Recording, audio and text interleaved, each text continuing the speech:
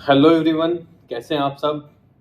मैं डॉक्टर जुबैर त्यागी, राष्ट्रीय प्रमुख सचिव प्राइवेट चिकित्सक मेडिकल एसोसिएशन, आप लोगों का दोस्त, आप लोगों का होस्ट, अपनी नई वीडियो में आप सभी का स्वागत करता हूं। आई होप कि आप सब बहुत अच्छे होंगे। आप सभी ने दीपावली में बहुत एंजॉय किया होगा।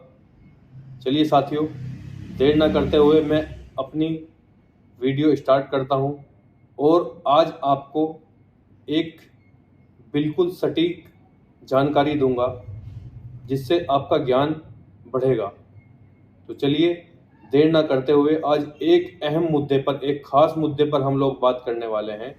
पूरी वीडियो को देखिए, एक एक बात आपको समझ आएगी, क्योंकि चिकित्सक हूँ और चिकित्सा हित में बात करता हूँ, और जब तक जान है इस शरीर में तब तक चिकित्सा हित में बात करता रहूँगा।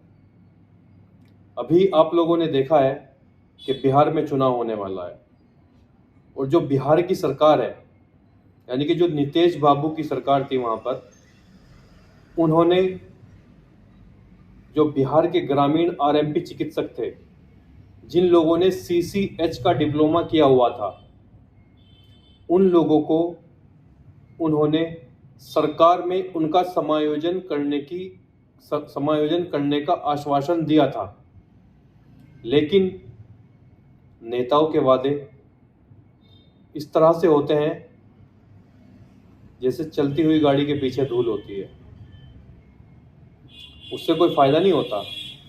तो सेम इसी तरह से नेताओं के वादे होते हैं। ये वादे बड़े बड़े करते हैं, जब चुनाव आता है तो लोगों को लॉलीपॉप देते हैं, लेकिन वो कि सिर्फ लॉलीपॉप ही होता है, बेनिफिट कुछ नहीं होता है। बड़ी बड़ी घोषणाएं करते हैं चुनाव होने से पहले, ये कर देंगे, वो कर देंगे, हमारी सरकार बनी तो हम ये कर देंगे, लेकिन उसके बाद कुछ नहीं होता, क्योंकि सब अपनी जेब भरने में लगे हुए हैं।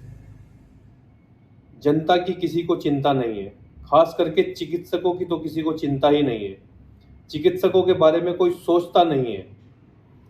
तो इसी को लेते हुए हमारे चिकित्सक, जो हमारे आरएमपी चिकित्सक हैं, हमारे ग्रामीण चिकित्सक हैं, वो किसी से कम नहीं है। उन लोगों ने सरकार को चुनौती दे डाली है, और चुनौती ऐसी दी है कि सरकार को वो लोग अगर चाहें तो हिला सकते हैं। साथियों, चुनौती ये दी है कि हम जितने भी आरएमपी चिकित्सक हैं, ग्रामीण चिकित्सक हैं, गांव देहात में बैठने वाले चिकित्सक हैं, मालिन बस्तियों में बैठने वाले चिकित्सक हैं, रूरल एरिया में बैठने वाले चिकित्सक हैं, अगर हम लोग अपनी प्रैक्टिस बंद कर दें तो क्या इस पब्लिक को, इस जनता को सरकार जो है वो संभाल पाएगी?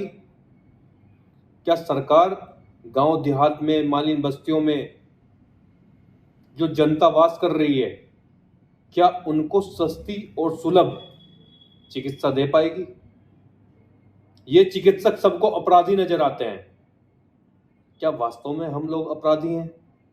अगर हम गांव देहात में बैठकर लोगों की सेवाएं कर रहे हैं, 50-100 रुपए में दवाई दे रहे हैं, एक समय ऐसा होता है कि किसी के पास पैसे हैं, किसी के पास पैसे नहीं है।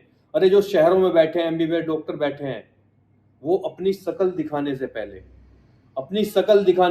700-800 रुपए फीस के ले लेते हैं। उसके बाद उनके केबिन में जाकर उनकी शकल देखने को मिलती है। क्या वो किसी पेशेंट को, आपने कभी देखा है कि किसी पेशेंट का बीपी चेक कर रहे हैं? किसी ने देखा है कि किसी पेशेंट को इंजेक्शन लगा रहे हैं? सिर्फ बात करने के, कंसल्टेंसी देने के वो इतने पैसे ले लेते हैं। और जो हमारे चिकित्सक हैं, जो हमारे आरएमपी चिकित्सक हैं, जो हमारे ग्रामीण चिकित्सक हैं, जो लोगों की सेवा कर रहे हैं, वो बेचारे 10 रुपए में, कई बार तो ऐसा होता है कि फ्री में दिन भर में कम से कम 10-10, 20-20 लोगों का बीपी चेक कर देते हैं, लोगों की पल्स चेक कर देते हैं, लोगों का वेट चेक कर देते हैं। तो क्या ये अपराधी हो गए?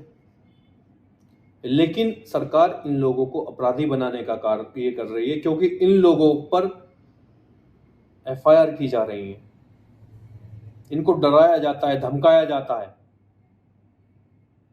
कुछ पत्रकार लोग, जो कुछ छुटमैया पत्रकार हैं, वो इनको डरा रहे हैं, धमकाते हैं, इनका उत्पीड़न हो रहा है।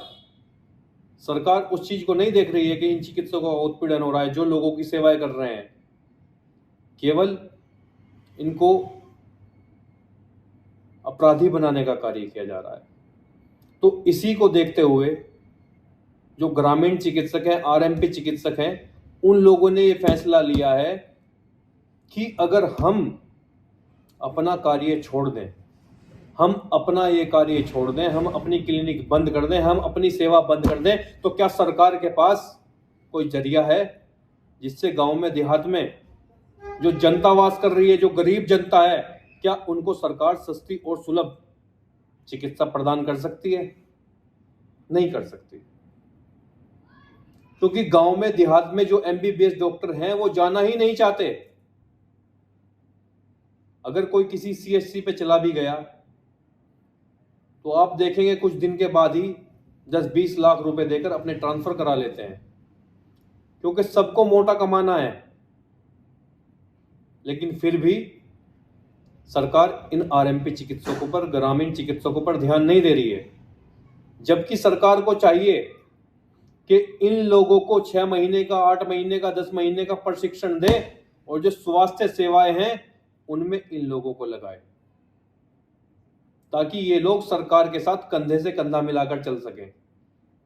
कोई यदि आपदा आ जाती है उसमें ये लोग सरकार के साथ कंधे से कंधा मिलाकर चलें और उस आपदा से निकल जाएं। अभी कोरोना काल में भी ऐसे हुआ, आप लोगों ने देखा। अरे ये वही चिकित्सक हैं जिन्होंने कोरोना काल में सरकार के साथ कंधे से कंधा मिलाकर कार्य किया, वरना आप यकीन मानिए मौत का आंकड़ा इतना होता कि सरकार आंकड़े कलेक्ट नहीं कर पाती। उस टाइम ये लोग मसीहा थे, ये लोग भगवान थे। और ये बात आज भी सच है। जो गांव में जनता वास कर रही है, आप लोग उनसे पूछ कर देख लो, ये जो जिन्हें आप झोला छाप के नाम से सरकार पुकारती है, जिन्हें झोला छाप कहती है, यही झोला छाप उन गांव वाले ग्रामीण लोगों के लिए, उनके लिए मसीहा है, उन ग्रामीण लोगों के लिए भगवान है ये। अरे रात को, आधी रात 2 बजे, 2:30 बजे किसी को पेट में स्टोन का दर्द हो जाता है, अब वो शहर में कहाँ लेकर जाएगा?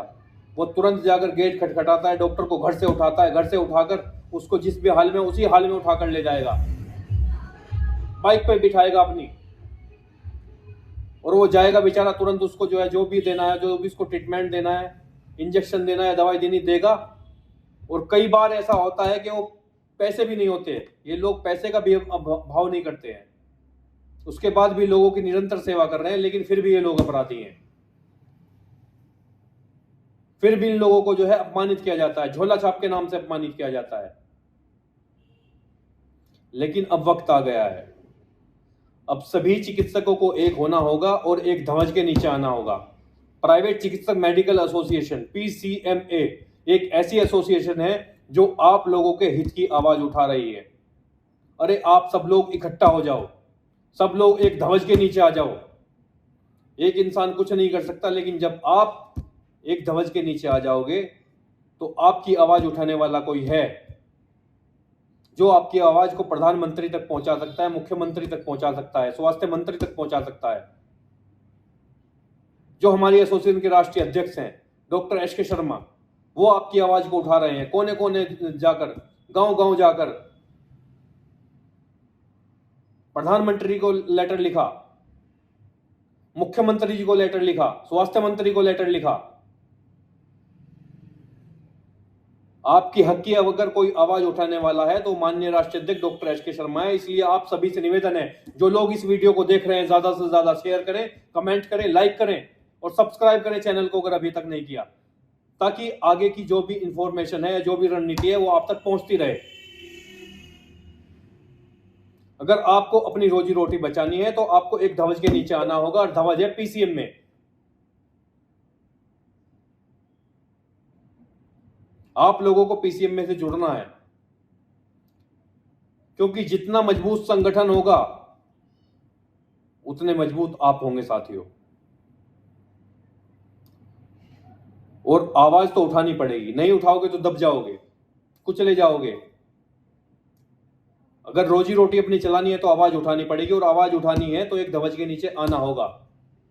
तभी हम लोग सरकार को ललकार सकते हैं, तभी हम उन्हें अपनी पावर दिखा सकते हैं, बता सकते हैं कि आरएमपी चिकित्सक, ग्रामीण चिकित्सक क्या हैं। इनके बिना सरकार क्या कर सकती है और क्या नहीं कर सकती। हम अपनी ताकत दिखा सकते हैं। जब तक हम अपनी ताकत नहीं दिखाएंगे, जब तक कुछ नहीं होने वाला। अगर आप लोग ताकत दिखा सकते हैं तो मैं आपको नंबर दे रहा हूं, जुड़िए आप एसोसिएशन से, संगठन को मजबूत कीजिए, आपकी आवाज को उठाएंगे, लखनऊ जाकर उठाएंगे आपकी आवाज को, और आपको आपका चिकित्सा करने का अधिकार दिलाकर रहेंगे।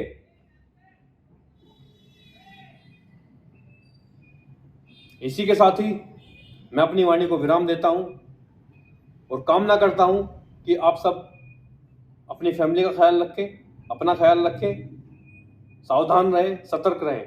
जय हिंद, जय भारत।